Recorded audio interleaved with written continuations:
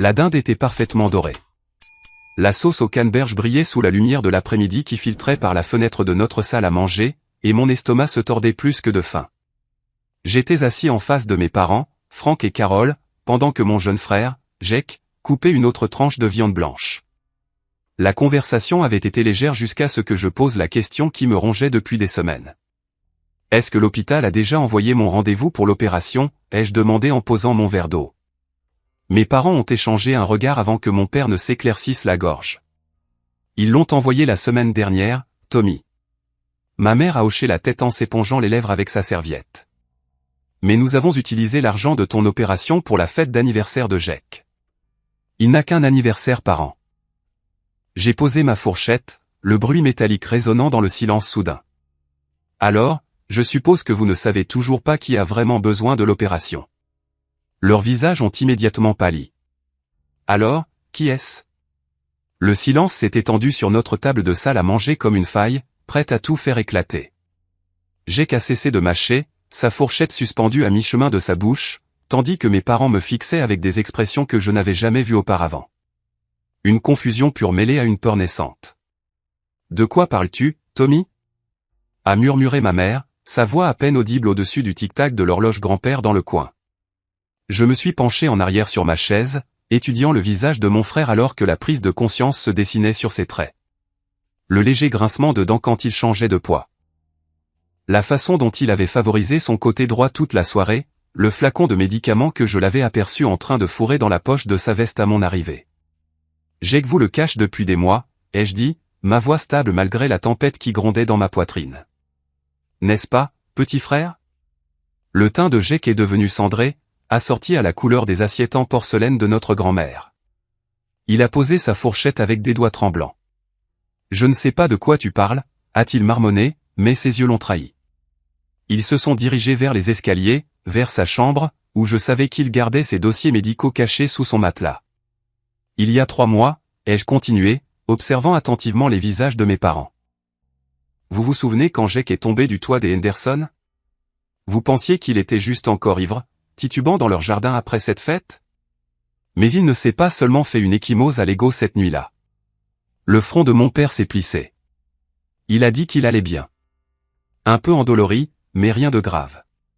Tommy, arrête, appelait des Jake, une panique authentique s'insinuant dans sa voix. Mais je ne pouvais pas m'arrêter. Pas après avoir passé les 11 derniers mois à travailler 60 heures par semaine chez Peterson & Auto Repair. Mes mains gercées et saignantes à cause de l'huile moteur et du métal, économisant chaque centime pour mon opération de hernie discale. Pas après avoir vu mes parents dépenser 12 000 $ pour une fête d'anniversaire qui a duré 4 heures. Montre-leur tes flacons de médicaments, Jake, ai-je dit doucement. Ce que tu caches dans ton vieux gant de baseball, l'oxycodone, les relaxants musculaires, les anti-inflammatoires. Ma mère a haleté, sa main volant à sa gorge. Jake, est-ce vrai? La respiration de Jake est devenue superficielle, et je l'ai regardé lutter pour maintenir son sang-froid. Le frère qui avait toujours été leur enfant chéri, leur fierté et leur joie, leur investissement dans l'avenir, celui qui ne pouvait faire aucun mal pendant que je grattais, économisais et sacrifiais. « Comment savais-tu » a-t-il murmuré. « Parce que je te vois souffrir depuis des semaines » ai-je répondu, sentant ma colère monter comme la pression dans une chaudière. Je t'ai vu prendre des pilules avant le petit déjeuner. Je t'ai vu t'agripper à la rampe d'escalier comme si ta vie en dépendait. J'ai remarqué que tu pouvais à peine soulever un gallon de lait sans que ton visage ne se contorsionne d'agonie. Je me suis tourné vers mes parents qui étaient assis, figés sur leur chaise. Et je vous ai vus tous les deux l'ignorer parce que le reconnaître signifierait admettre que votre précieux fils n'est pas parfait. Les yeux de ma mère se sont remplis de larmes. Nous ne savions pas, Tommy. Nous n'avions aucune idée qu'il souffrait. Vous ne vouliez pas savoir, l'ai-je corrigé. Tout comme vous ne vouliez pas savoir que je faisais des doubles gardes depuis Noël dernier, que je sautais des repas, que je conduisais une voiture avec 200 000 miles au compteur parce que je ne pouvais pas me permettre les réparations. Tout ça pour que je puisse réparer une blessure au dos qui s'est produite sur le chantier de construction que vous m'aviez dit de quitter parce que l'université était plus importante. Jake a essayé de se lever, mais ses jambes ont légèrement fléchi et il s'est agrippé au bord de la table pour se soutenir. Le mouvement a provoqué un spasme si violent dans son dos qu'il a crié involontairement. Jésus, a soufflé mon père, voyant enfin ce qui était sous ses yeux depuis des mois. Ça a commencé par une douleur sourde, a admis Jake, sa voix se brisant, après la chute. Je pensais que ça passerait, mais ça a empiré chaque semaine. Je peux à peine dormir. Je ne peux pas me concentrer. J'achète des analgésiques à Danny Morrison parce que j'avais trop peur de vous le dire. Mon cœur s'est un peu brisé malgré ma colère. Jake avait 25 ans. Mais à ce moment-là, il ressemblait au petit garçon effrayé qui venait se glisser dans mon lit pendant les orages. « Pourquoi n'as-tu rien dit ?» a demandé ma mère, tendant la main vers lui, mais s'arrêtant net. « Parce que vous avez passé les 5 dernières années à dire à tout le monde à quel point vous étiez fier de moi, » a dit Jake, les larmes coulant sur ses joues. Comment j'allais devenir quelqu'un? Comment j'étais différent des autres enfants de mon âge?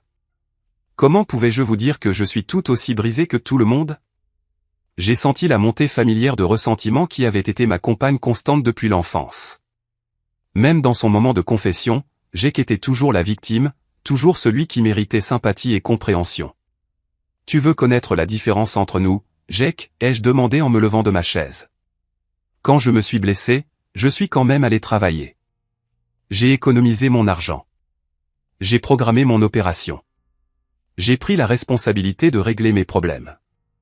Tu t'es blessé et tu as décidé de noyer ta douleur dans la fête et de laisser tout le monde gérer les conséquences. Ce n'est pas juste, Tommy, a protesté ma mère. Juste? J'ai ri, mais il n'y avait aucun humour là-dedans. Ce qui est juste, c'est que la personne qui a vraiment besoin d'une opération l'obtienne. Et l'IRM de Jake montre 3 hernies discales et une compression de la colonne vertébrale qui pourrait le laisser paralysé si ça s'aggrave. La pièce est tombée dans le silence, à l'exception du bruit de la respiration laborieuse de Jake. « Comment sais-tu pour son IRM ?» a demandé mon père.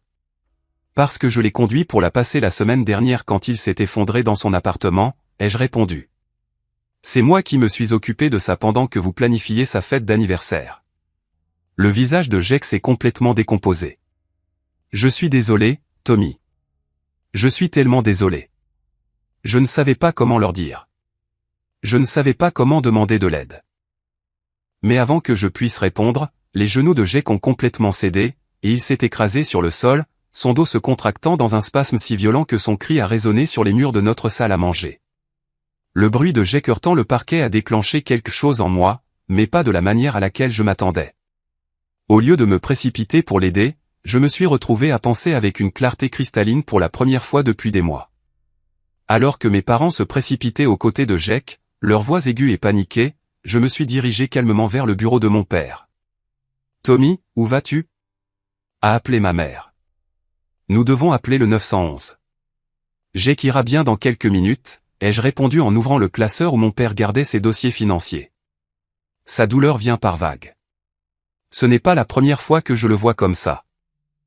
J'avais pensé à ce moment pendant des semaines, depuis que j'avais découvert que mes parents avaient accès à mon compte en banque de l'époque où je vivais à la maison pendant mes études universitaires. Le compte que je n'avais jamais fermé parce qu'il était plus facile d'y déposer mes chèques de paie. Le compte qui aurait dû contenir 15 000 $ à ce jour, pas les 3 000 que j'ai vus sur mon dernier relevé. Mes mains tremblaient légèrement alors que je sortais les relevés bancaires et les rapports de crédit. Mes parents étaient tellement concentrés sur Jake qui se tordait de douleur sur le sol de la salle à manger qu'ils ne m'ont pas remarqué en train d'étaler des documents sur le bureau en acajou de mon père. La première irrégularité a sauté aux yeux immédiatement. 15 juillet, retrait de 2800 $. Le même jour, Jake avait posté des photos de la compte de sa nouvelle voiture sur les réseaux sociaux. 3 septembre, un autre retrait de 1500 $. Les manuels universitaires de Jake qu'il prétendait avoir besoin pour son dernier semestre. Mais plus je creusais, plus je me sentais mal. Mars de l'année dernière, 3 000 $. Le montant exact que Jake avait dépensé pour son voyage de vacances de printemps à Canquin. Octobre, 4 000 $, correspondant au paiement de la moto de Jake dont il s'était vanté auprès de nos voisins. « Tommy, qu'est-ce que tu fais là-dedans » La voix de mon père venait de la salle à manger. « Je découvre combien vous m'avez volé » ai-je répondu en sortant mon rapport de crédit. Le rapport montrait des prêts que je n'avais jamais demandés. Une carte de crédit à mon nom avec un solde de 8 000 $. Un prêt personnel de 12 000 $ que j'aurais soi-disant contracté en mai. Tous portant ma signature falsifiée. J'ai tout photographié avec mon téléphone. Ma colère se transformant en froide détermination. des années à me demander pourquoi mes économies augmentaient si lentement malgré mes heures supplémentaires constantes. Des années à me sentir coupable de ne pas contribuer davantage à la famille alors que Jake vivait comme un héritier avec un salaire de mécanicien automobile.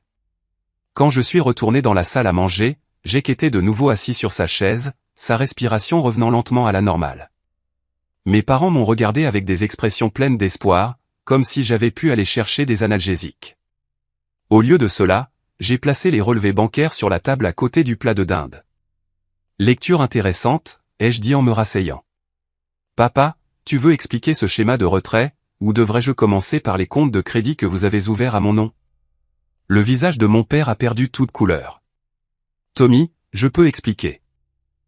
S'il te plaît, fais-le, ai-je dit en étalant les documents pour que tout le monde puisse les voir. Commence par le prêt auto. Pensais-tu vraiment que je ne découvrirais pas que tu as co-signé pour la Honda de Jake en utilisant mon historique de crédit? Les mains de ma mère tremblaient alors qu'elle prenait l'un des relevés bancaires. Nous allions te rembourser, a-t-elle murmuré. Quand, ai-je demandé. Avant ou après avoir utilisé mon fonds d'opération pour la fête d'anniversaire de Jake? Jake regardait les papiers avec une horreur croissante. Maman, papa, qu'est-ce que c'est? Qu'avez-vous fait? Nous t'aidions à construire ton avenir, a dit mon père, mais sa voix manquait de conviction. Ton frère a un emploi stable. Il pouvait se permettre d'aider la famille. En me volant, ai-je demandé. En falsifiant ma signature sur des documents de prêt? En dépensant l'argent que j'ai gagné de mes propres mains tout en me disant que je devais être plus responsable avec mes finances? J'ai sorti mon téléphone et j'ai commencé à lire mes notes. 5 juin 2022, vous avez retiré $800, le même jour où Jake avait besoin d'argent pour son abonnement à la salle de sport. 12 septembre, $1 200 pour l'ordinateur de Jake. 20 décembre, $2 000 pour les dépenses de vacances de Jake. À chaque date, l'expression de Jake devenait plus affligée. Je ne savais pas, a-t-il dit doucement. Je pensais que vous m'aidiez avec votre propre argent. Bien sûr que tu n'as pas posé de questions, ai-je répondu. Pourquoi l'aurais-tu fait? Il est plus facile de prendre que de gagner. Ma mère s'est levée brusquement, marchant vers la fenêtre. Nous pensions que tu comprenais que la famille s'entraide. Jake avait besoin de soutien pour s'établir. Tu travaillais déjà, tu étais déjà stable. Stable? J'ai ri amèrement. Savez-vous pourquoi je mange des nouilles ramen pour dîner 4 soirs par semaine? Pourquoi je n'ai pas acheté de nouveaux vêtements depuis 2 ans? Pourquoi je conduis une voiture qui tombe en panne tous les 2 mois? Parce que vous avez systématiquement vidé mes comptes pour financer le style de vie de Jake. La porte d'entrée s'est ouverte et la voix de Sarah a retenti depuis le hall. Bonjour, Tommy. Ta mère a dit que je pouvais entrer directement. Ma petite amie est apparue dans l'embrasure de la porte de la salle à manger. Sa blouse d'infirmière encore sur elle après son service à Merci Général. Elle a évalué la scène, des documents éparpillés sur la table, Jake pâle et secoué sur sa chaise, mes parents l'air coupables et piégés. Qu'est-ce qui se passe, a-t-elle demandé en venant se tenir à côté de ma chaise. Mes parents ont volé mon fonds d'opération, ai-je dit simplement. Depuis des années, apparemment. La formation de Sarah a immédiatement pris le dessus. Elle s'est agenouillée à côté de Jake, vérifiant son pouls et examinant sa posture.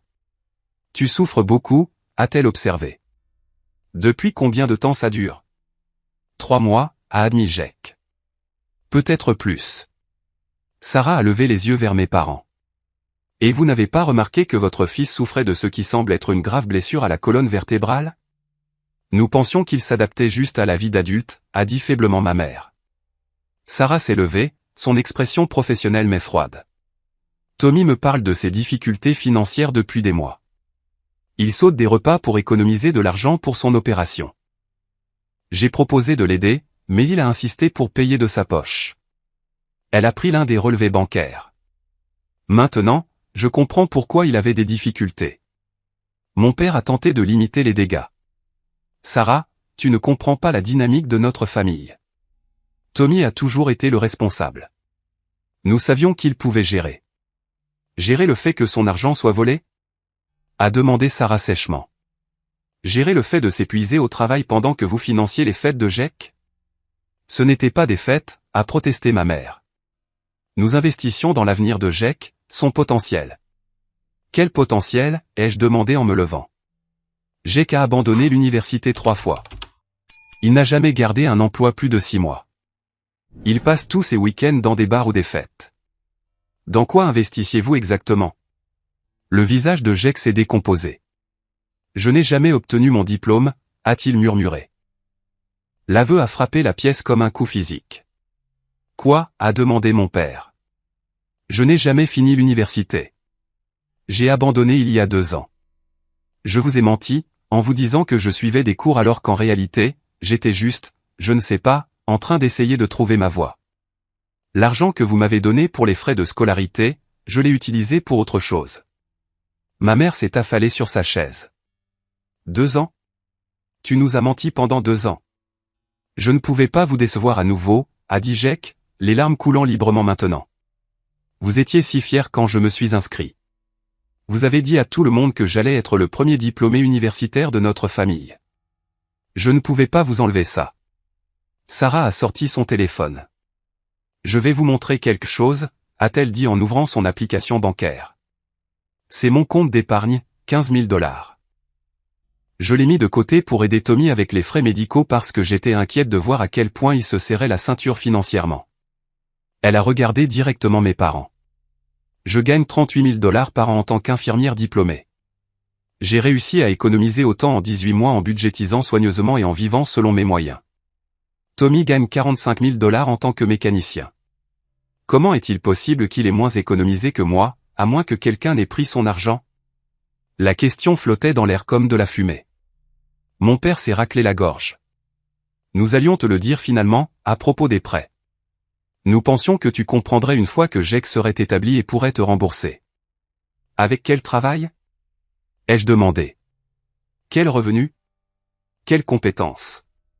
Vous l'avez encouragé à être complètement dépendant de vous tout en me faisant payer le privilège d'être responsable. J'ai rassemblé tous les documents et je me suis dirigé vers la porte. Je rentre chez moi pour déterminer exactement combien vous m'avez volé. Et ensuite, je déciderai si j'implique la police ou si je vous coupe simplement de ma vie. Tommy, attends, a appelé ma mère.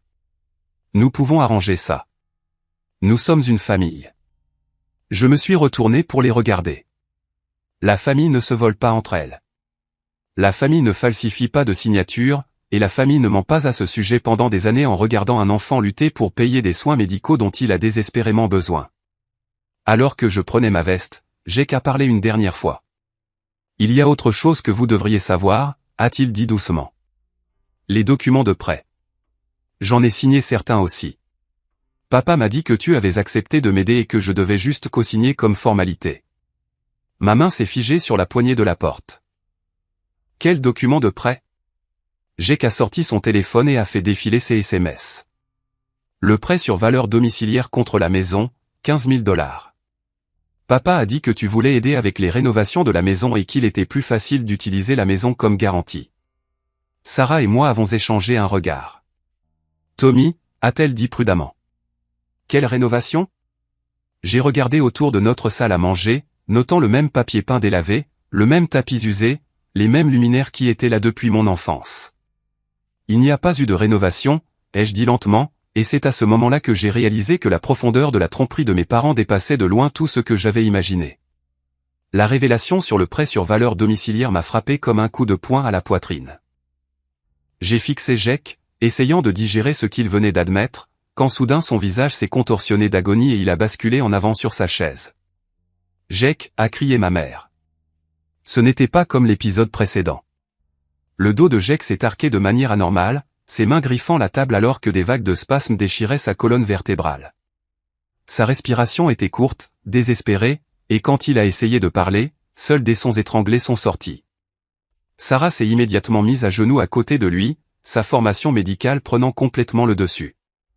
Appelez le 911 tout de suite, a-t-elle ordonné, ses mains soutenant doucement la tête et le cou de Jake.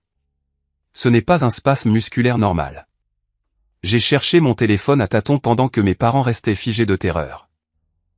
911, quelle est votre urgence? J'ai besoin d'une ambulance au 15 Oak Street, ai-je dit, surpris par le calme de ma voix. Homme de 25 ans avec une grave blessure au dos, subissant ce qui semble être une crise vertébrale. Sarah parlait à Jake d'un ton bas et rassurant. Essaie de rester aussi immobile que possible. Ne lutte pas contre la douleur. Respire simplement à travers. L'aide arrive. Mais l'état de Jake se détériorait rapidement. Ses jambes ont commencé à trembler de manière incontrôlable. Et quand Sarah lui a demandé de bouger ses orteils, rien ne s'est passé. Je ne sens pas mes pieds, a murmuré Jake, la panique s'insinuant dans sa voix. Sarah, je ne sens plus rien en dessous de mes genoux. L'ambulance est arrivée en 8 minutes, mais ces 8 minutes ont semblé des heures. Les ambulanciers ont travaillé efficacement, stabilisant le cou et la colonne vertébrale de Jake avant de le transférer soigneusement sur un brancard. Sarah l'a accompagné pendant que je suivais mes parents à l'hôpital Merci Général. La salle d'urgence était un tourbillon d'activité. Jake a disparu derrière des rideaux pendant que nous étions assis dans la salle d'attente, les néons stériles bourdonnant au-dessus de nos têtes. Ma mère alternait entre les pleurs et les prières tandis que mon père fixait d'un air absent les dalles de moquette usées. Le docteur Martinez, le médecin traitant, est sorti après ce qui a semblé une éternité. « Êtes-vous la famille de Jake ?» a-t-il demandé. « Oui », a dit mon père en se levant rapidement. « Comment va-t-il » Le docteur Martinez a consulté son dossier. « Votre fils a une grave compression de sa colonne lombaire avec un risque de lésion nerveuse. Nous devons opérer dans les 12 à 18 prochaines heures pour éviter une paralysie permanente. » Les jambes de ma mère ont cédé et elle s'est effondrée sur la chaise en plastique. « Quel genre d'opération » ai-je demandé. « Décompression et fusion vertébrale. Nous devrons retirer le matériel discal endommagé et stabiliser les vertèbres. C'est une procédure complexe, mais nécessaire pour restaurer la fonction de ses membres inférieurs. » Mon père a hoché la tête. « Tout ce dont il a besoin. Quand pouvez-vous la programmer ?» Le docteur Martinez a semblé mal à l'aise. « Je dois vous parler de la couverture d'assurance. La police de votre fils semble avoir expiré. » « Expiré ?» a demandé ma mère. « Que voulez-vous dire ?» Une coordinatrice financière est apparue à côté du docteur Martinez, portant une tablette et affichant une expression sympathique mais professionnelle. « Je suis Jennifer Walsh des services financiers aux patients, a-t-elle dit en s'asseyant en face de nous. L'assurance de Jake a été annulée il y a environ 2 mois pour non-paiement des primes. Le visage de mon père est devenu blanc. C'est impossible. Nous avons mis en place des paiements automatiques. Le compte sur lequel les paiements étaient prélevés a été fermé en août, a expliqué doucement Jennifer. La compagnie d'assurance a envoyé plusieurs avis avant d'annuler la police. J'ai ressenti cette froide prise de conscience familière s'installer dans mon estomac. Quel compte a été fermé en août ? Jennifer a consulté sa tablette. Le compte chèque joint se terminant par 4792. Je connaissais ce numéro de compte. C'était le fonds d'urgence que mes parents avaient maintenu pour les dépenses médicales de la famille. Le compte qu'ils m'avaient dit être spécifiquement pour des situations comme celle-ci. Où est passé cet argent, ai-je demandé directement à mon père. Il ne pouvait pas croiser mon regard. La fête d'anniversaire de Jake était plus chère que prévu. Le lieu, le traiteur, le groupe. Vous avez dépensé l'argent des primes d'assurance pour une fête, a demandé Sarah, qui nous avait rejoint après avoir fait sa déposition sur l'état de Jake. Nous pensions pouvoir le remplacer avant que le prochain paiement ne soit dû, a dit faiblement ma mère. Jennifer s'est raclé la gorge. L'opération coûtera environ 50 000 $ si elle est pratiquée en urgence. Si nous pouvons retarder jusqu'à ce qu'un lit de charité se libère, le coût serait considérablement réduit, mais l'attente pourrait être de plusieurs semaines. Le docteur Martinez a secoué la tête. Je ne recommande pas d'attendre. La compression est suffisamment sévère pour que chaque jour augmente le risque de dommages permanents. J'ai regardé mes parents, les observant aux prises avec les conséquences de leur irresponsabilité financière.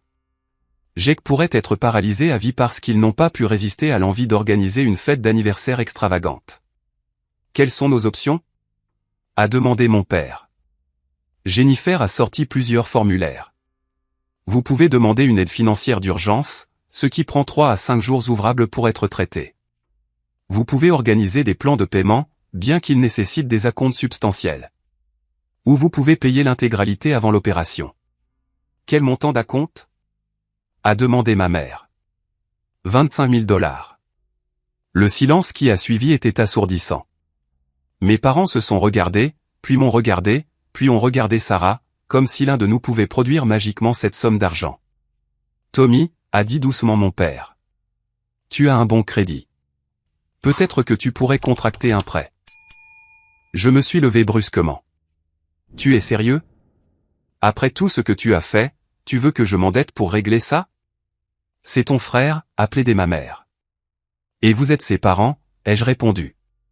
C'est vous qui avez volé l'argent qui aurait pu payer cette opération. C'est vous qui avez dépensé l'argent de ces primes d'assurance pour une fête. C'est vous qui avez créé cette situation. Sarah a posé sa main sur mon bras. Tommy, a-t-elle dit doucement. J'ai l'argent. Mes économies pourraient couvrir la compte. Je me suis retourné pour la regarder fixement. Absolument pas. Ce n'est pas ta responsabilité. Mais ce n'est plus vraiment une question de responsabilité, a-t-elle dit. C'est une question de vie de Jake. Il pourrait être paralysé. J'ai senti les larmes me piquer les yeux. Sarah était prête à sacrifier toutes ses économies pour mon frère. Le même frère qui ne lui avait jamais montré qu'une indifférence polie. Le même frère qui avait bénéficié sans le savoir d'années d'argent volé. J'ai besoin d'air, ai-je dit en me dirigeant vers la sortie. La soirée de novembre était fraîche et claire. Je me suis assis sur un banc en béton et j'ai essayé de penser clairement. Jake était allongé dans un lit d'hôpital, faisant peut-être face à un handicap permanent. Mes parents avaient créé cette crise par des années d'égoïsme et de mauvaises décisions. Sarah était prête à tout sacrifier pour aider quelqu'un qui n'était même pas de sa famille, et c'était à moi de décider si je devais encourager le comportement de mes parents une fois de plus ou laisser mon frère subir les conséquences de leur choix. Mon téléphone a vibré avec un SMS de Jake. D'une manière ou d'une autre, il avait réussi à convaincre une infirmière de le laisser l'envoyer. Tommy, ne te blâme pas pour ça. Je sais ce qu'ils t'ont fait. J'ai tout enregistré sur mon téléphone avant l'arrivée de l'ambulance. Ils ne peuvent plus mentir. Ne te sacrifie pas, ni Sarah, pour leurs erreurs. Je t'aime, mon frère. J'ai fixé le message, réalisant que Jake était plus conscient de la dynamique de notre famille que je ne le pensais. Et plus important encore, il avait la preuve des aveux de nos parents. Je me suis levé et je suis retourné à l'hôpital. Mais au lieu d'aller dans la salle d'attente, je suis allé au bureau d'information. J'ai besoin de parler au service financier des patients, ai-je dit. Et je dois passer quelques appels. Il était temps de forcer mes parents à faire face à toute la vérité sur leur situation financière. J'ai passé 45 minutes dans la salle de consultation familiale de l'hôpital, utilisant leur téléphone et leur Wi-Fi pour mener les recherches les plus importantes de ma vie. Pendant que mes parents étaient assis dans la salle d'attente, croyant que j'organisais le financement de l'opération de Jake, je découvrais en fait l'étendue de leur tromperie. Le premier appel que j'ai passé était au service de lutte contre la fraude de ma banque. Après avoir expliqué la situation et fourni les numéros de documentation des papiers que j'avais photographiés, le représentant m'a guidé à travers chaque transaction non autorisée des 3 dernières années. Monsieur Tommy, d'après ce que je vois ici, vous avez des motifs pour de graves accusations de fraude, a déclaré le représentant de la banque. Ces signatures ne correspondent pas à votre carte de signature authentifiée, et plusieurs de ces prêts montrent des preuves de vol d'identité. Et le prêt sur valeur domiciliaire que Jake a mentionné, ai-je demandé. Laissez-moi vérifier ce compte. Il y a eu une pause pendant qu'elle tapait. Ce prêt a été approuvé pour 65 000 $, pas 15. Il a été entièrement décaissé il y a 6 mois. Mon estomac s'est noué. 65 000 $. Qu'est-il arrivé aux 50 000 $ restants? Je ne peux pas fournir de détails par téléphone, mais je peux vous dire que les fonds ont été transférés sur plusieurs comptes, dont certains semblent être des portefeuilles d'investissement. Des portefeuilles d'investissement. Mes parents avaient contracté un prêt massif contre leur maison, dit à Jake que c'était pour 15 000 $ de rénovation, et investi le reste tout en utilisant l'argent de mon opération pour sa fête d'anniversaire. Mon deuxième appel était au bureau de l'évaluateur du comté. Les registres publics montraient que mes parents possédaient non seulement notre maison familiale, mais aussi une propriété locative sur Maple Street qui générait 1 200 $ par mois de revenus, une propriété dont je n'avais jamais connu l'existence. Le troisième appel était à Edward Financial Services, le cabinet dont j'avais trouvé la carte de visite dans le tiroir du bureau de mon père. Eddie Hartwell à l'appareil, a répondu une voix joyeuse. Monsieur Hartwell, c'est Tommy Thompson. Je crois que vous gérez les comptes d'investissement de mes parents, Frank et Carol Thompson. Tommy, bien sûr. Vos parents parlent de vous tout le temps. Êtes-vous enfin prêt à commencer à investir une partie de votre argent durement gagné? Mon sang s'est glacé. Mes parents parlent de moi. Oh, oui. Ils sont très fiers de votre sens des responsabilités. Franck disait encore la semaine dernière que vous faisiez des heures supplémentaires pour payer des frais médicaux. Un vrai renforcement du caractère, a-t-il dit. Pas comme ces jeunes qui s'attendent à ce que tout leur soit donné. J'ai serré le téléphone plus fort. M. Hartwell, pouvez-vous me donner la valeur actuelle du portefeuille de mes parents? Eh bien, je ne peux pas donner de chiffres exacts sans autorisation, mais ils s'en sortent plutôt bien. Les fonds communs de placement et les investissements indiciels ont très bien performé cette année. De plus, avec ce flux de revenus immobiliers et le récent dépôt de leurs prêts sur valeur domiciliaire, j'estimerais qu'ils sont assez confortables, probablement près de 200 000 $ d'actifs totaux. 200 000 $. Mes parents avaient pleuré la misère tout en étant assis sur une fortune qui aurait pu couvrir les opérations de GEC et la mienne plusieurs fois. Le récent dépôt que vous avez mentionné, ai-je dit prudemment. Du prêt sur valeur domiciliaire, 50 000 $ investis dans un portefeuille équilibré au printemps dernier. Un coup intelligent, vraiment. À leur âge, ils avaient besoin de quelque chose qui génère de meilleurs rendements qu'un compte d'épargne. J'ai remercié Monsieur Hartwell et j'ai raccroché, les mains tremblantes de rage. Sarah m'a trouvé 20 minutes plus tard, toujours assis dans la salle de consultation avec des pages de notes étalées sur la table. « Qu'est-ce que c'est que tout ça ?» a-t-elle demandé en s'asseyant à côté de moi. « Des preuves, ai-je dit simplement. Mes parents ne sont pas fauchés, Sarah. Ils ne sont même pas près de l'être. » Je lui ai expliqué tout ce que j'avais découvert. La propriété locative cachée, les comptes d'investissement d'une valeur de 200 000 $, le prêt sur valeur domiciliaire sur lequel ils avaient menti, le vol systématique de mes comptes pendant qu'ils accumulaient secrètement des richesses. Ils ont joué aux pauvres tout en construisant un portefeuille d'investissement, ai-je dit.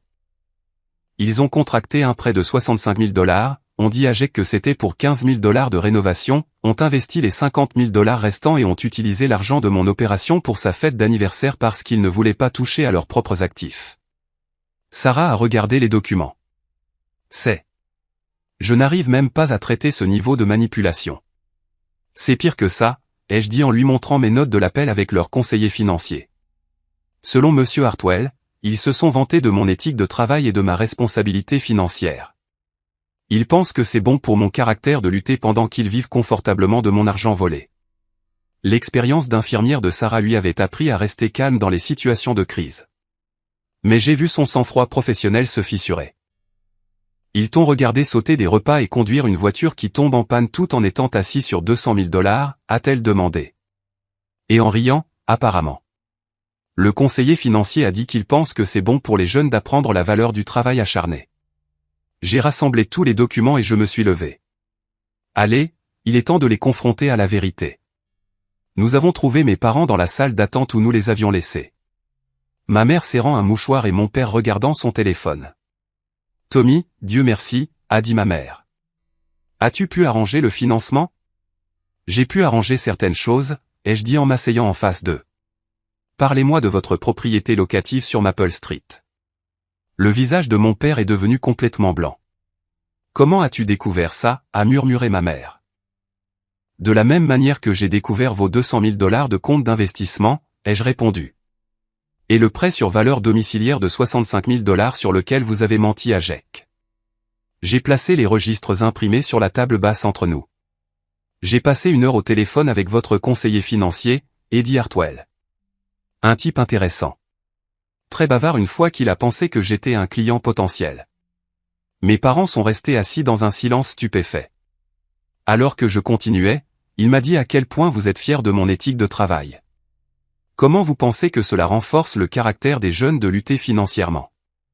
Comment vous vous êtes moqué de mes difficultés financières tout en construisant un portefeuille d'investissement avec de l'argent volé? Tommy, tu ne comprends pas, a commencé mon père. Je comprends parfaitement, ai-je interrompu. Vous m'avez systématiquement volé pendant des années tout en accumulant suffisamment de richesses pour payer nos 2 opérations sans même toucher à vos investissements principaux. Vous m'avez appris la valeur du travail acharné en vous assurant que je n'en bénéficie jamais. Ma mère pleurait ouvertement maintenant. Nous pensions. Nous voulions nous assurer que tu développes de bonnes habitudes de travail. En me volant? En falsifiant ma signature sur des documents de prêt? En dépensant l'argent de mon opération pour une fête pendant que Jake souffrait d'agonie. Sarah s'est penchée en avant. Vous avez assez d'argent pour payer l'opération de Jake dès maintenant, ce soir, sans affecter du tout votre sécurité financière à long terme. Cet argent est pour notre retraite, a dit faiblement mon père.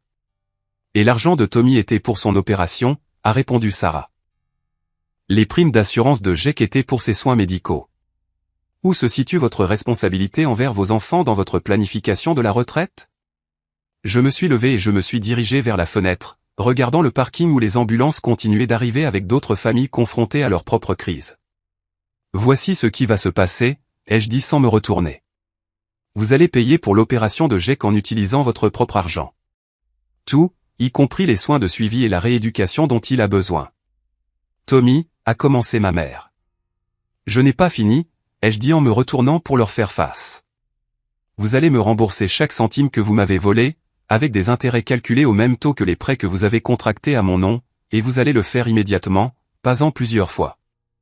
Les épaules de mon père se sont affaissées. Ce serait la plupart de nos actifs liquides. Bien, ai-je dit. Peut-être que vous comprendrez alors ce que ça fait de s'inquiéter pour l'argent. J'ai sorti mon téléphone et j'ai ouvert le SMS de Jake.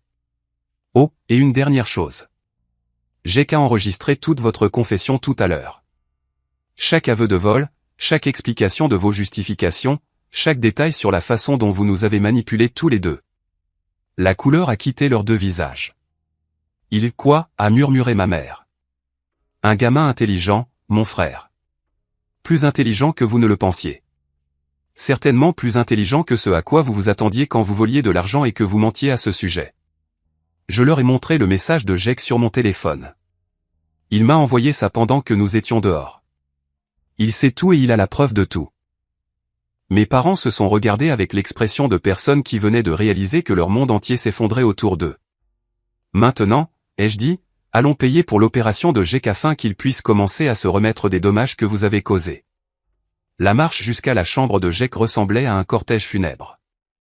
Mes parents se déplaçaient d'un pas traînant, celui de personnes complètement vaincues. Tandis que Sarah et moi les flanquions comme des gardes escortant des prisonniers, les couloirs stériles de l'hôpital résonnaient du bruit de nos pas et du bip lointain des équipements médicaux. Jake était réveillé quand nous sommes entrés dans sa chambre, calé sur des oreillers, son téléphone à la main. La couleur était revenue sur son visage, mais ses yeux contenaient un mélange de douleur et de détermination que je n'avais jamais vu auparavant. « Tu leur as dit ?» m'a-t-il demandé directement. Je leur ai parlé de l'argent, ai-je répondu. Tout. Jake a regardé nos parents qui restaient près de la porte, comme s'ils avaient peur de s'approcher. J'ai tout entendu ce que vous avez dit dans la salle à manger, leur a-t-il dit. À propos de l'argent volé, des signatures falsifiées, de la façon dont vous pensiez que c'était bon pour le caractère de Tommy de lutter. Jake, nous pouvons expliquer, a dit notre mère en se dirigeant vers son lit. Arrête, a dit fermement Jake. Je ne veux pas entendre d'explications. Je veux vous entendre admettre ce que vous avez fait. Notre père s'est raclé la gorge. Fils, la situation financière est compliquée. Ce n'est pas compliqué du tout, a interrompu Jake, sa voix plus forte que je ne l'avais entendue depuis des mois. Vous avez volé Tommy pendant des années. Vous l'avez fait travailler jusqu'à l'épuisement pendant que vous construisiez des portefeuilles d'investissement. Vous avez dépensé l'argent de son opération pour ma fête d'anniversaire et vous m'avez laissé penser que vous vous sacrifiez pour moi. Jake a brandi son téléphone. J'ai tout enregistré depuis que Tommy est parti pour le bureau tout à l'heure, y compris la partie où vous avez admis que vous pouviez vous permettre mon opération, mais que vous ne vouliez pas toucher à vos fonds de retraite. Le silence dans la pièce n'était rompu que par le bip régulier du moniteur cardiaque de Jake. Nous avons travaillé dur pour cet argent, a finalement dit notre père.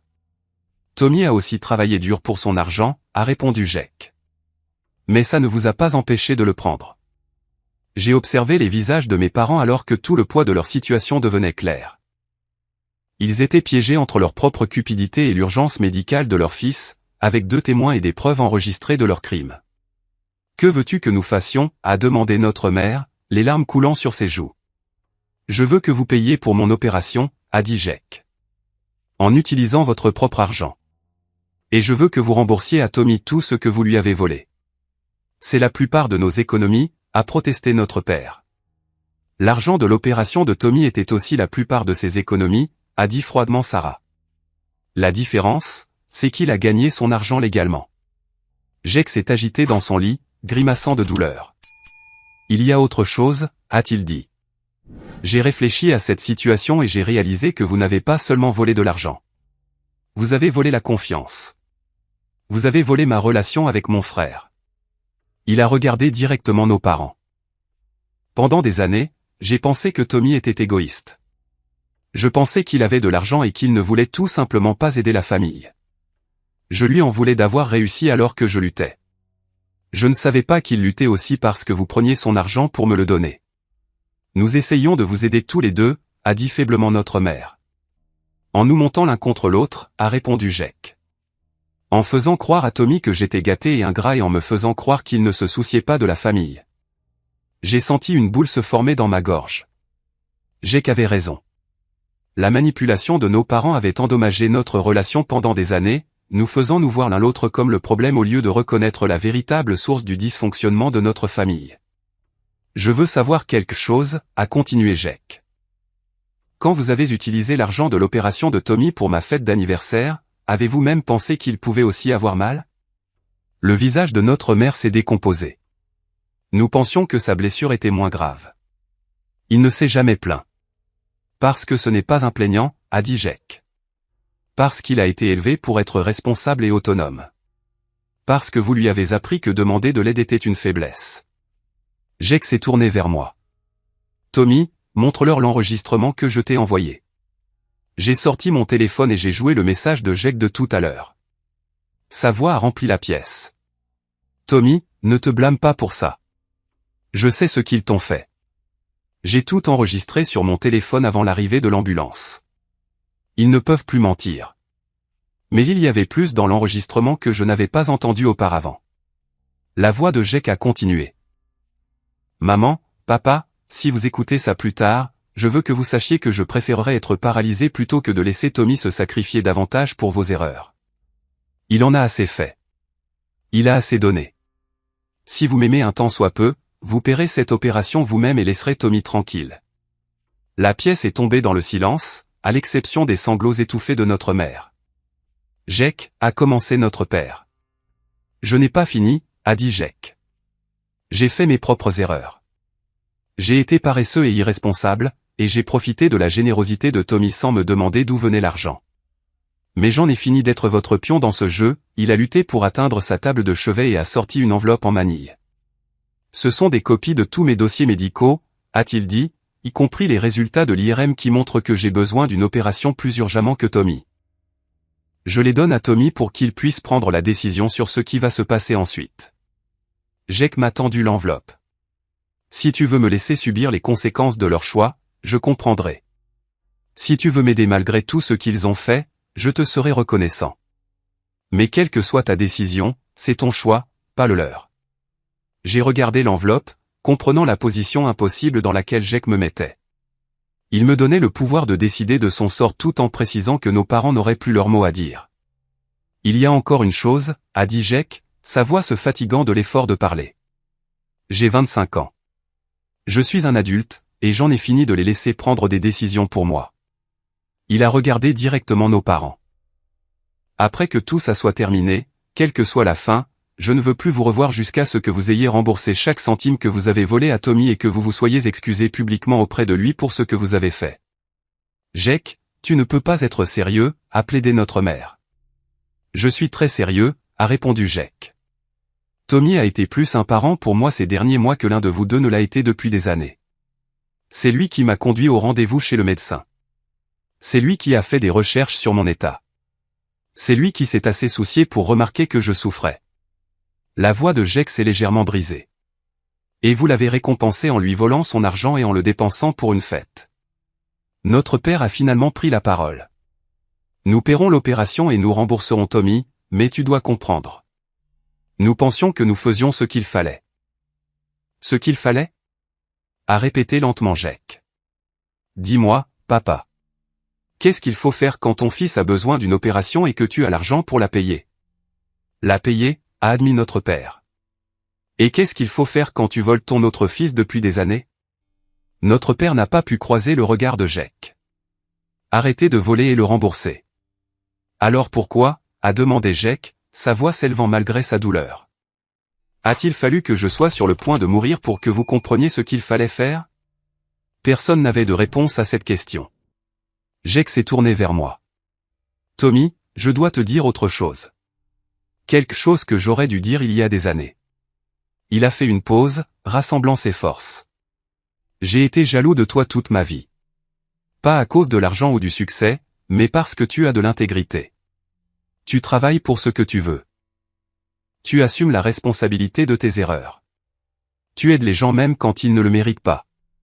J'ai passé tellement d'années à souhaiter être comme toi au lieu d'essayer réellement de devenir comme toi. Les larmes m'ont rempli les yeux alors que Jake continuait. Je ne mérite pas ton aide. Je ne mérite pas ton pardon. Mais je te promets que si je survis à cette opération, je passerai le reste de ma vie à essayer de devenir le genre d'homme que tu as toujours été. J'ai pris l'enveloppe en manie des mains de Jake, sachant que quelle que soit la décision que je prendrais, elle définirait non seulement son avenir, mais l'avenir de toute notre famille. Et c'est là que j'ai réalisé que j'avais encore une carte à jouer. Je suis sorti de la chambre d'hôpital de Jake sans dire un mot, laissant mes parents debout à côté de son lit avec des expressions de terreur confuses. Sarah m'a suivi dans le couloir où j'ai sorti mon téléphone et ouvert l'application d'enregistrement de Jake. « À quoi penses-tu » a-t-elle demandé. « Je pense qu'il est temps que tout le monde sache la vérité », ai-je dit en téléchargeant les enregistrements de Jake sur mes comptes de médias sociaux. Nos parents ont menti à toute notre famille pendant des années. Il est temps de voir comment ils aiment être exposés.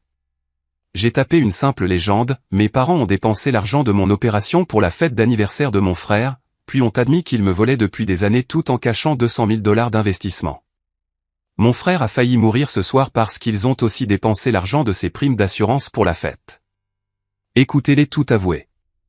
J'ai tagué tous les membres de la famille que je pouvais trouver. Oncle David, tante Suzanne, mes cousins, nos voisins, les amis de la famille et mes collègues de l'atelier de réparation automobile. Puis je l'ai posté sur les groupes Facebook de la communauté locale où mes parents étaient des membres actifs. « Tommy, es-tu sûr de ça ?» a demandé Sarah. « Une fois que c'est là dehors. »« Ça aurait dû être là dehors il y a des années, » ai-je dit. Ils ont joué les victimes tout en volant leurs propres enfants. Tout le monde mérite de savoir quel genre de personnes ils sont vraiment. Mon téléphone a commencé à vibrer presque immédiatement. Le premier appel est venu de l'oncle David, le jeune frère de mon père. « Tommy, je viens d'écouter cet enregistrement. S'il te plaît, dis-moi que ce n'est pas réel. » « Chaque mot est réel, oncle David. J'ai des relevés bancaires, des documents de prêts falsifiés et des preuves de fraude financière remontant à 3 ans. » Il y a eu une longue pause. Je me suis toujours demandé comment Frank pouvait se permettre ce nouveau bateau l'été dernier avec son salaire, et comment Jake pouvait si bien vivre sans beaucoup travailler. J'aurais dû poser plus de questions. Ils sont doués pour cacher les choses, ai-je dit. Jake est à l'hôpital en ce moment et a besoin d'une opération d'urgence et ils refusent de la payer parce qu'ils ne veulent pas toucher à leur compte d'investissement. Quel hôpital ? A demandé immédiatement oncle David. J'arrive. En moins d'une heure, la salle d'attente de l'hôpital se remplissait de membres de la famille. Oncle David est arrivé le premier, suivi de ma cousine Maria et de son mari Steve.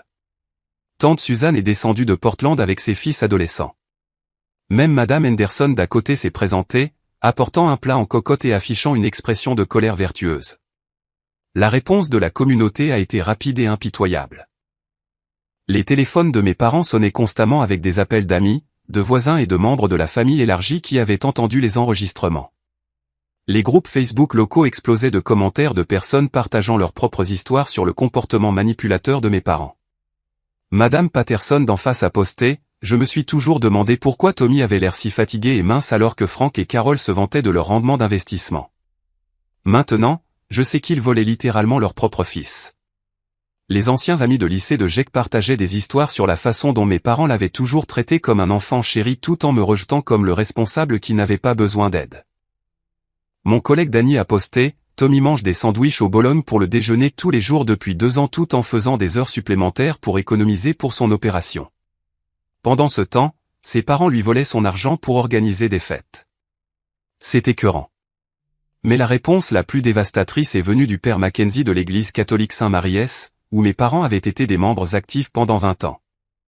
Il a posté une longue réponse sur la page Facebook de l'église. « Je suis profondément attristé d'apprendre l'abus financier qui s'est produit au sein d'une de nos familles paroissiales. Voler ses propres enfants viole les principes chrétiens fondamentaux d'amour, d'honnêteté et de bonne gestion. Frank et Carol Thompson ne sont plus les bienvenus pour participer à la direction de l'église jusqu'à ce qu'ils aient fait une restitution complète et cherché un conseil approprié. Le cercle social de mes parents s'est effondré en temps réel. Les amis du country club qui avaient admiré leur succès financier. Le club d'investissement qu'ils avaient rejoint pour se vanter de la performance de leur portefeuille. L'association de quartier où mon père était trésorier. Tout le monde prenait ses distances le plus rapidement possible. Oncle David m'a trouvé dans la cafétéria de l'hôpital vers 21h. « Je viens de parler à tes parents », a-t-il dit en s'asseyant en face de moi. Ils prétendent que tout cela est un malentendu. Quel genre de malentendu implique 3 ans de signatures falsifiées et de vols systématiques, ai-je demandé. C'est exactement ce que j'ai dit, a répondu oncle David. Tommy, je veux proposer quelque chose. Je paierai les 2 opérations, la tienne et celle de Jack. Le montant total, sans poser de questions. Je l'ai regardé fixement. Oncle David, c'est incroyablement généreux, mais rien, a-t-il interrompu. J'ai regardé Frank manipuler les gens toute ma vie. J'aurais dû intervenir il y a des années quand j'ai commencé à soupçonner que quelque chose n'allait pas. Il a sorti son téléphone et m'a montré son application bancaire. J'ai l'argent, plus qu'assez. Et franchement, je préférerais le dépenser pour aider mes neveux plutôt que de regarder Frank continuer à profiter de sa fraude. Je ne peux pas te demander de faire ça. Tu ne demandes pas, j'offre.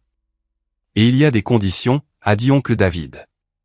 Frank et Carol me remboursent chaque centime qu'ils t'ont volé, avec intérêt. Ils s'excusent publiquement auprès de toi et de Jack, et ils suivent une thérapie pour leurs problèmes d'abus financiers. Oncle David s'est penché en avant. Tommy, j'ai réussi en affaires pendant 30 ans. Tu sais ce que j'ai appris? Les gens qui volent leur famille voleront n'importe qui. Tes parents vont faire face à des conséquences bien au-delà de la perte d'un certain statut social. Comme par hasard, mon téléphone a sonné. L'identification de l'appelant montrait le lieu de travail de mon père. Tommy Thompson, a répondu une voix. Oui. C'est Patricia Williams, directrice des ressources humaines à la First National Bank. Votre père, Frank Thompson, travaille ici depuis 15 ans en tant que chargé de prêt. Mon estomac s'est noué. Est-ce à propos des enregistrements? Plusieurs membres de la communauté nous ont contactés aujourd'hui au sujet de la situation de votre famille. Étant donné la nature du poste de votre père, qui gère les affaires financières d'autres personnes, nous devons mener une enquête approfondie sur sa conduite. Elle a fait une pause.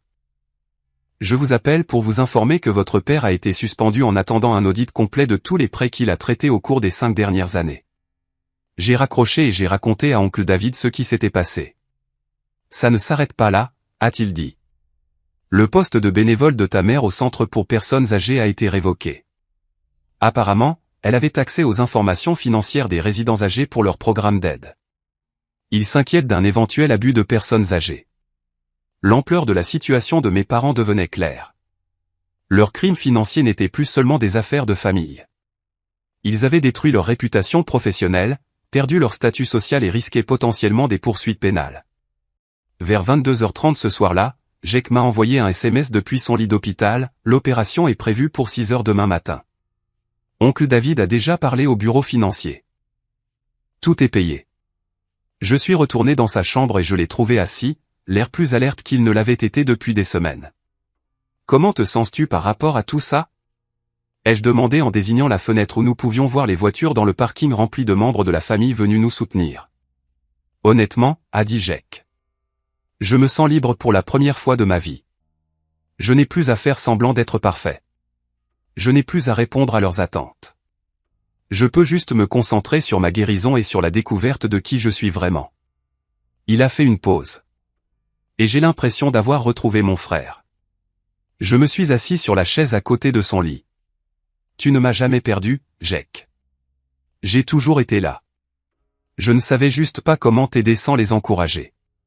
Tu m'as aidé quand même, a dit Jack. Tu m'as conduit au rendez-vous.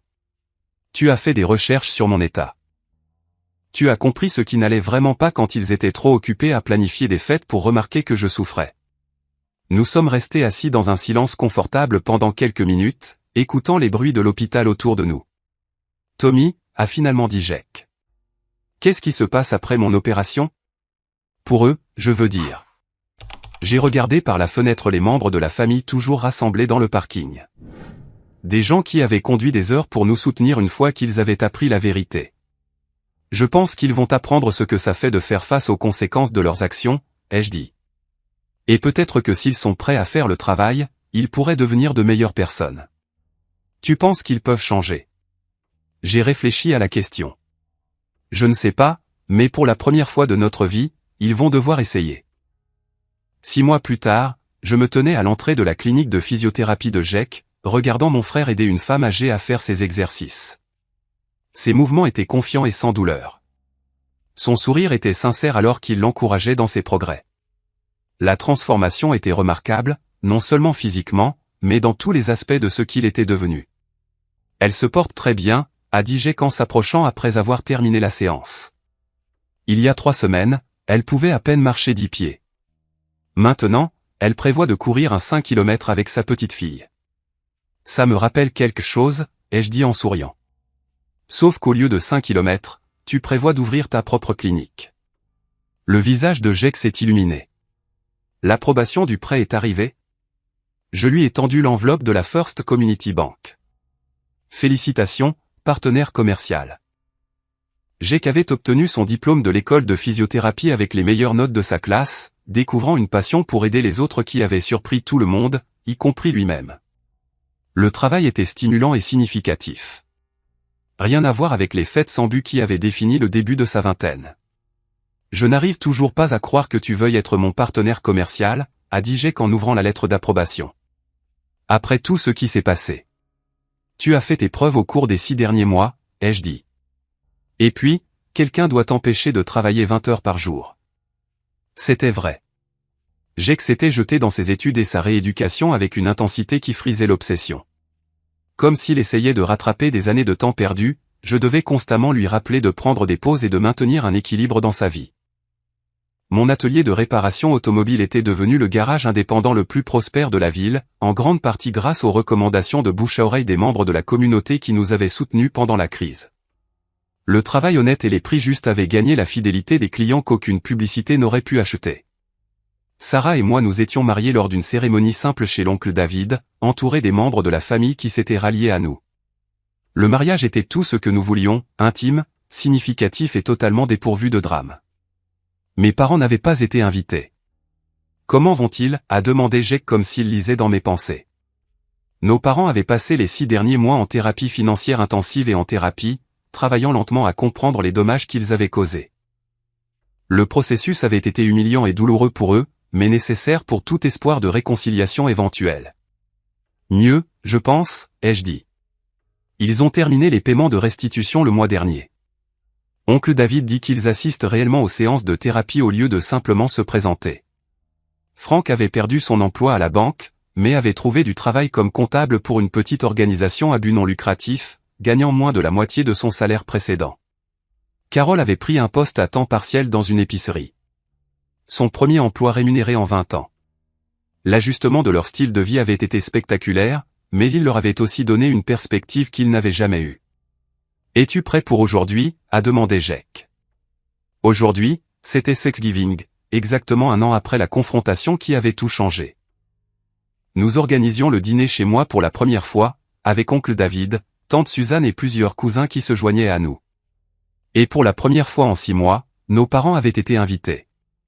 Je pense que oui, ai-je dit. Sarah cuisine depuis hier. Oncle David apporte sa fameuse farce, et tu es responsable de ne pas t'effondrer de manière dramatique pendant le dîner. Jake a ri. Je vais essayer de me contenir. Les conditions de l'invitation de nos parents avaient été claires, des excuses publiques à nous deux, une restitution financière complète, 6 mois de thérapie et un engagement écrit à poursuivre la thérapie. Ils avaient rempli toutes les exigences, bien que le travail émotionnel soit loin d'être terminé. À 15 heures, les voitures ont commencé à arriver à notre petite maison.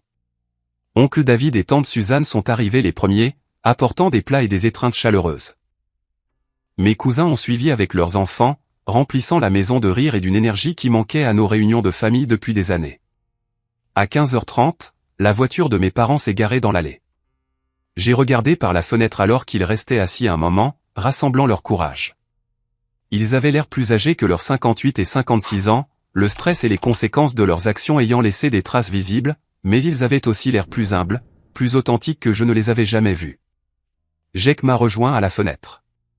Ils ont l'air nerveux, a-t-il observé. Bien, ai-je dit. Ils devraient être nerveux.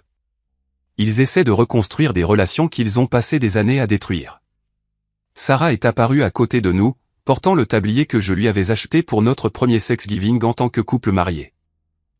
Je les laisse entrer, ou allez-vous les faire attendre sur le porche toute la soirée? J'ai ouvert la porte avant que mes parents ne puissent frapper. Maman, papa. Tommy, a dit doucement ma mère, tenant un petit paquet emballé. Merci de nous avoir invités. Ne me remercie pas encore, ai-je dit en m'écartant pour les laisser entrer. Vous n'avez pas encore passé le dîner. L'après-midi a été gênant, mais pas hostile. Mes parents se sont assis tranquillement pendant que l'oncle David racontait des histoires sur l'entreprise familiale. Ils ont écouté Jake décrire son programme de physiothérapie et ses futurs projets de clinique. Ils ont regardé Sarah et moi nous déplacer ensemble dans la cuisine, clairement heureux et bien assortis en tant que couple.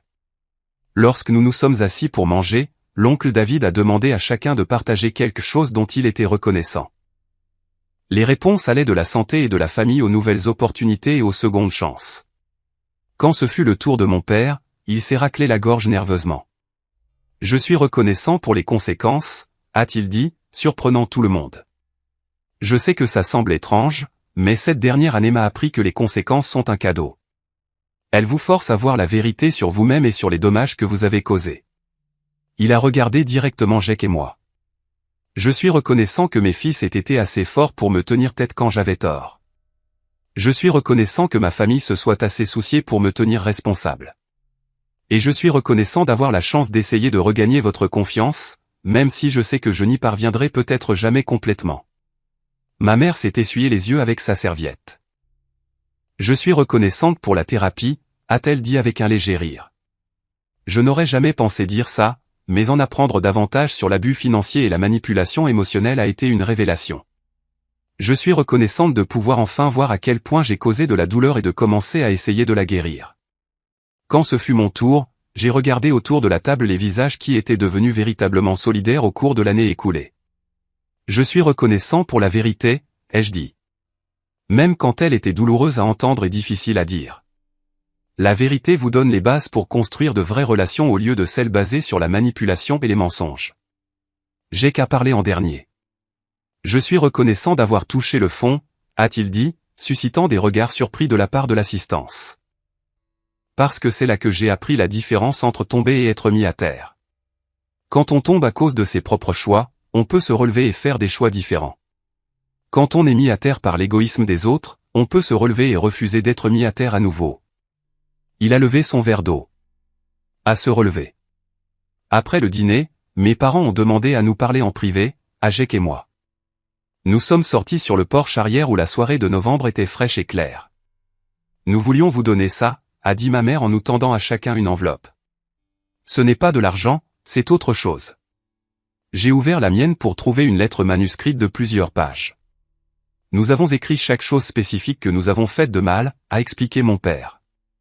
Chaque mensonge, chaque manipulation, chaque dollar que nous avons volé. Notre conseiller a dit que la responsabilité exige de la spécificité, pas seulement des excuses générales. J'ai parcouru la première page, voyant des aveux détaillés d'abus financiers, de manipulation émotionnelle et de favoritisme systématique qui nous avaient tous les deux blessés de différentes manières. Nous avons également écrit notre engagement à poursuivre la thérapie et les changements spécifiques que nous apportons à notre comportement, a ajouté ma mère. Non pas parce que nous attendons le pardon, mais parce que vous méritez de savoir que nous sommes sérieux dans notre volonté de devenir de meilleures personnes. Jake lisait sa lettre avec des larmes aux yeux. Ça a dû être difficile à écrire, a-t-il dit. La chose la plus difficile que nous ayons jamais faite, a admis mon père. Mais pas aussi difficile que de voir nos fils réussir sans nous, parce que nous étions trop égoïstes pour être les parents que vous méritiez. Nous sommes restés silencieux pendant quelques minutes, regardant les étoiles apparaître dans le ciel qui s'assombrissait. Je veux que vous sachiez, a finalement dit ma mère, que nous sommes fiers des hommes que vous êtes devenus malgré nos échecs, pas à cause de quoi que ce soit que nous ayons fait de bien. Tommy, ton intégrité et ton éthique de travail viennent de toi, pas de notre renforcement du caractère. Mon père a ajouté, Jake, ta compassion et ta détermination à aider les autres viennent de ton propre cœur, pas de notre encouragement. Vous êtes tous les deux devenus de bons hommes malgré nous, pas grâce à nous, a poursuivi ma mère. Et nous sommes reconnaissants que vous ayez mieux réussi que nous ne vous l'avions appris. Alors que nous rentrions, Jake m'a pris à part. Penses-tu qu'ils changeront vraiment? A-t-il demandé. J'ai regardé par la fenêtre nos parents aider Sarah à débarrasser, se déplaçant avec précaution et respect dans sa cuisine, demandant la permission avant de toucher quoi que ce soit. Je pense qu'ils essaient, ai-je dit. Le vrai changement prend des années, pas des mois. Mais ils ont fait tout ce que nous leur avons demandé, et ils continuent de faire le travail même quand c'est inconfortable. Est-ce que ça suffit? J'ai réfléchi à la question. C'est suffisant pour commencer à reconstruire la confiance lentement, avec des limites et avec la compréhension que gagner le pardon est un processus, pas un événement. J'ai qu'à hocher la tête. Je peux vivre avec ça. Alors que la soirée touchait à sa fin et que les membres de la famille commençaient à rentrer chez eux, l'oncle David m'a pris à part. Vous les garçons, vous avez géré toute cette situation avec plus de sagesse que la plupart des adultes de 2 fois votre âge, a-t-il dit. Vous vous êtes défendus sans devenir cruel. Vous avez tenu les gens responsables sans chercher à vous venger, et vous avez trouvé un moyen de garder la porte ouverte à la guérison sans vous rendre vulnérable à de nouveaux abus. Nous avons eu de bons exemples, ai-je dit en regardant la famille élargie qui nous avait soutenus. Et de bons conseillers qui nous ont appris la différence entre le pardon et l'encouragement. Oncle David a souri. Votre grand-mère serait fière des hommes que vous êtes devenus. Elle disait toujours, la meilleure vengeance contre les gens qui vous blessent est de devenir si réussis et heureux que leur opinion cesse d'avoir de l'importance. Alors que je nettoyais la cuisine ce soir-là, Sarah est venue derrière moi et m'a enlacé. Bonne première Thanksgiving en tant qu'hôte, a-t-elle demandé. Parfaite première Thanksgiving en tant qu'hôte, ai-je répondu en me tournant pour lui faire face. Même les parties difficiles. Penses-tu que les choses continueront de s'améliorer? J'ai regardé notre petite maison remplie de la chaleur de relations familiales authentiques et d'une communication honnête. Je pense que nous avons appris que le mieux n'est pas quelque chose qui vous arrive. C'est quelque chose que vous créez en faisant de bons choix chaque jour et en refusant de laisser le dysfonctionnement des autres définir votre vie. La vérité, c'est que j'avais appris que la vraie famille n'était pas une question de lien de sang ou d'obligation. La vraie famille, c'était des gens qui se présentaient les uns pour les autres avec honnêteté, qui se tenaient mutuellement responsables avec amour, et qui soutenaient la croissance de l'autre même quand c'était difficile.